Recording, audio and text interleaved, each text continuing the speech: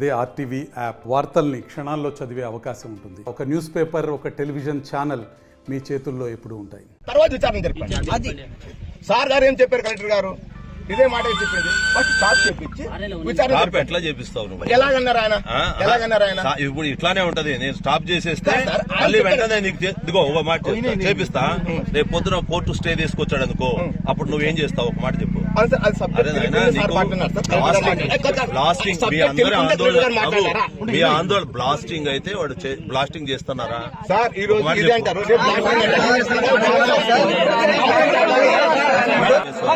Sir NREGS work IWMP అని చెప్పి వచ్చే సార్ ఆర్టీటీ ప్లస్ మేము డైరీ తీసుకురా. మొక్కలు నాటి ఎంతమంది చనిపోయారు? వారిని పరిశీలించడానికి ఈడీ గారు వచ్చినారు. క్వారీ ఎందుకోసం ఇప్పుడు స్టార్ట్ అయ్యి ఎన్ని రోజులు అయింది? 3 నెలలు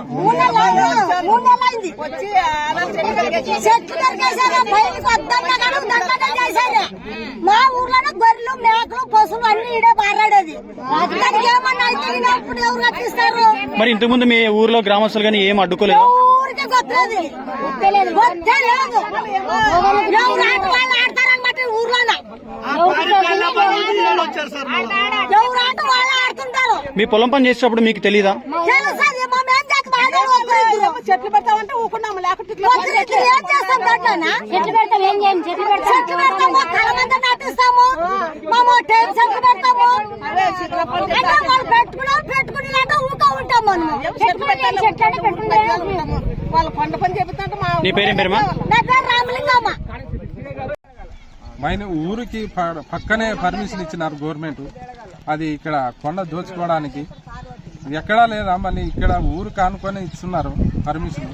మళ్ళీ ఇంతకు ముందు ఇక్కడ 2018లో ఇక్కడ ఇచ్చిన అక్కడ 16 మంది దుర్మరణం పాలైనారు బ్లాస్టింగ్ అయ్యి.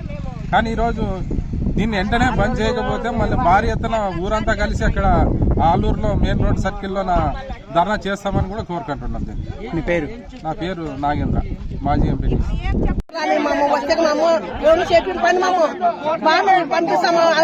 అందుకు పడతాం వాళ్ళకి బాబు రానేమో. బాబు అందరూ ఎప్పుడు పారాడారు గొర్రెలు పసులు మాకు అన్ని పారాడు రానేమో. చేసేసి రాని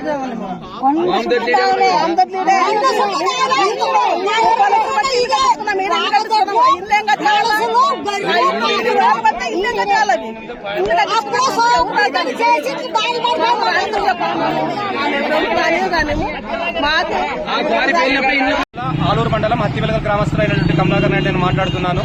2005లో తెల్లకొండ క్వారీకి అనుమతులు ఇచ్చామని చెప్పి మైనింగ్ శాఖ వారు చెప్తున్నారు. 2005 నుంచి 25 వరకు 20 సంవత్సరాలు ఏం చేశారో అధికారులు. 20 సంవత్సరాల తర్వాత దానిలో అనుమతులు తీసుకొని వస్తే ఎట్లా? గ్రామసభ తీర్మానమే లేకోకుండా ఏం అవసరం లేకుండా మేము చేస్తా ఉంటున్నారు. మన కలెక్టర్ గారికి ప్రజాదర్బార్లో వెళ్ళి ఇస్తే ఖచ్చితంగా బంద్ చేసి పనులు చేయించద్దండి అని చెప్పారు. దాని ప్రకారంగా ఈ రోజు అధికారులు వచ్చి క్వారీలో ఎంక్వైరీ చేసుకోవడం జరిగింది. ఇక్కడ మా గ్రామంలో నుంచి జోహరాపురం, మలగవెల్లి కొట్టాలకి బాపురం రిజర్వాయర్ నుంచి నీళ్లు వెళ్ళడానికి పైప్ లైన్ ఉంది. అలాగే గ్రామంలో OHR ట్యాంకులు ఉన్నాయి. తర్వాత రాఘవేంద్ర స్వామి ప్రతిష్ఠించినటువంటి స్వహస్తాలతో ప్రతిష్ఠించినటువంటి ఎంతో ప్రసిద్ధి చెందినటువంటి ఆంజనేయ స్వామి దేవాలయం ఉంది. అలాగే ఇక్కడ పక్కనే 150 అడుగుల దూరంలో గృహాలు ఉన్నాయి. ఆదిఆంధ్ర పాఠశాల ఉంది. ఇంతమంది నివాసం చేస్తున్నటువంటి దగ్గర క్వారీకి అనుమతులు ఇస్తే ఎలా?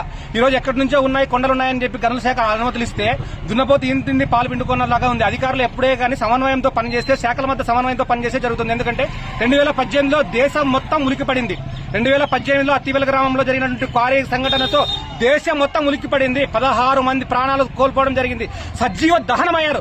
ఆ శవాల్ని వాళ్ళు ముద్దల్లాగా తీసుకెళ్లి RI గారు, VRO గారు, MRO గారు, గ్రామస్తులైనటువంటి మేము ప్రత్యక్ష సాక్షులుగా ఉన్నటువంటి అందరూ సహాయం చేసి దాన్ని తీసుకెళ్లి అక్కడ ఇవ్వడం జరిగింది. మరి ఈ రోజు ప్రాణాలు కోల్పోతున్నటువంటి దానితో మొదట చెలగాట ఆడుతున్నటువంటి ఈ అధికారులకు ఒకటే చెప్తున్నాం, ఒకటే కోరుతున్నాం. రాష్ట్ర DGP గారు వచ్చారు, ఆ రోజు ముఖ్య మంత్రులు కూడా వచ్చారు జరిగింది. అలాగే ప్రతిపక్షంలో ఉన్నటువంటి జనసేన సైనికుడు కూడా పవన్ కళ్యాణ్ గారు రావడం జరిగింది గ్రామానికి. అయితే మేము కోరుతున్నది ఒకటే, గ్రామంలో ఇటువంటి పనులు అభివృద్ధి జరగాలనుకున్నప్పుడు అభివృద్ధి జరగాలి, కానీ ప్రజల యొక్క సంక్షేమాన్ని దృష్టిలో పెట్టుకుని అభివృద్ధి జరగాలి. అప్పుడు మాత్రమే గ్రామాలు ముఖ్యంగా ఉంటాయి. ఎందుకంటే దేశానికి పట్టుకొమ్మలే గ్రామాలు అంటున్నారు. ఆ గ్రామాల్లో మైనింగ్ మాఫియా ప్రవేశించి వారి యొక్క స్వలాభం కోసం ఇంతమంది గ్రామంలో ఉన్నటువంటి 5,000 మంది జనాభా, 3,500 మంది ఓటర్లను, 18,000 ఎకరాల రెవెన్యూ ఉన్నటువంటి ఈ గ్రామాన్ని శాసిస్తున్నారు. వేధిస్తున్నారు. అవసరమా మాకి? అయ్యా మేము ఒకటే కోరుతున్నాం, కలెక్టర్ గారిని మరియు ఎంఆర్ఓ గారిని, ఎంపీడీఓ గారిని, ఎస్పీ గారిని, సిఐ గారిని, ఎస్ఐ గారిని, గ్రామ కానిస్టేబుల్ ని మా గ్రామంలో ఎటువంటి ఇబ్బందులు ఉండకూడదు. మాకు ప్రజల మధ్యన ప్రజలు సఖ్యంగా జీవిస్తున్నాము.